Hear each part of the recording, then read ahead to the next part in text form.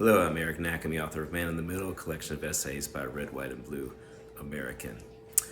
I've recently published, or have had published in my local online newspaper at the Lincoln Herald, an article about Ukraine.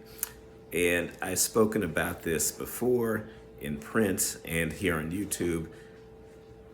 I don't want to say I told you so, but the big question right now, as we are at the beginning of March 2025, is how in the world the United States unequivocally and with unity isn't saying we are 100% behind the people of Ukraine versus Vladimir Putin's totalitarian regime.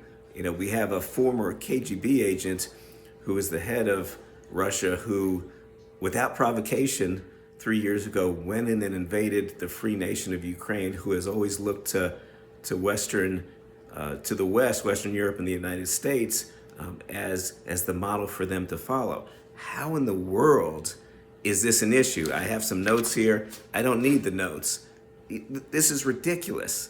And so in the article, I'm saying if the United States can't get together as a people and direct President Trump, who is our president and serves at our pleasure, the people of the United States, not the other way around.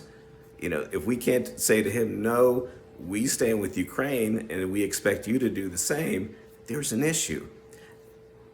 I'm not against any Republicans, but and I don't want to start a war with the MAGA branch of the Republican Party, but MAGA, you're definitely not the party of former great President Ronald Reagan, who stood against the Soviet Empire and beat it back and defeated the tyrannical communist government that was, and in effect freeing so many former Soviet bloc nations so they could live in freedom and have democratic governments, including Ukraine.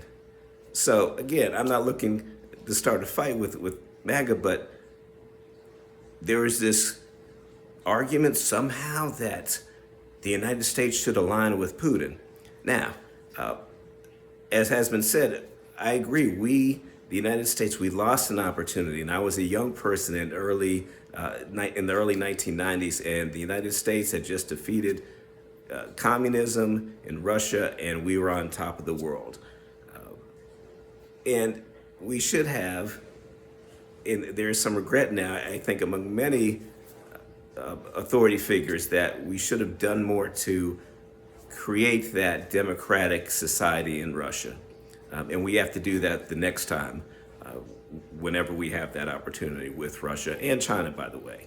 You know, when I criticize the Russian government or the Chinese government, it's never the people. We stand with the people and want them freed from their totalitarian communist governments.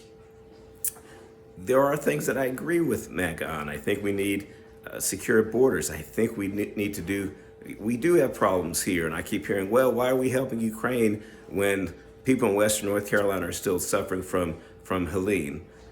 And yes, you're right, but we can do both. We can chew gum and walk at the same time. We are a very powerful nation. But it's important to note prosperity and peace. These things cannot occur unless we stand up against governments and world powers who seek to expand and cause problems and take over land and subdue people into submission in which they don't enjoy freedom.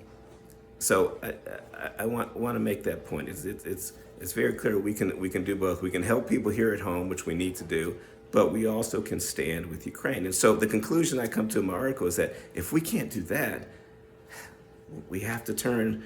We can no longer be the leader of the free world. If we can't stand with Ukraine, what are we talking about? Who are we? And so we have to turn the baton of freedom over, pass it along onto the great democracies of Western Europe. I mean, I'm even hearing people say, well, we should be aligning with Putin and not Western Europe. What? So at some point, it's just, you don't want to call it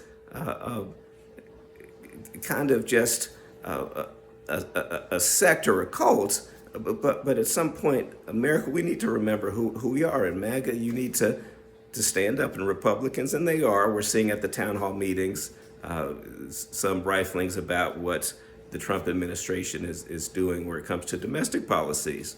What's going to happen with Medicare, Medicaid, Social Security? What's the plan there? So we all want a leaner government, and I think that's good. FEMA, we want FEMA to be revamped. There's some issues there. There's some issues. They're not efficient. They're not effective enough. And so that needs to be revamped and taken a look at.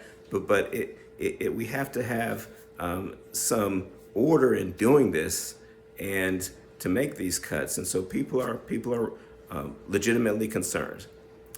Thanks so much. I look forward to your comments below. Have a great day. Be well, be safe.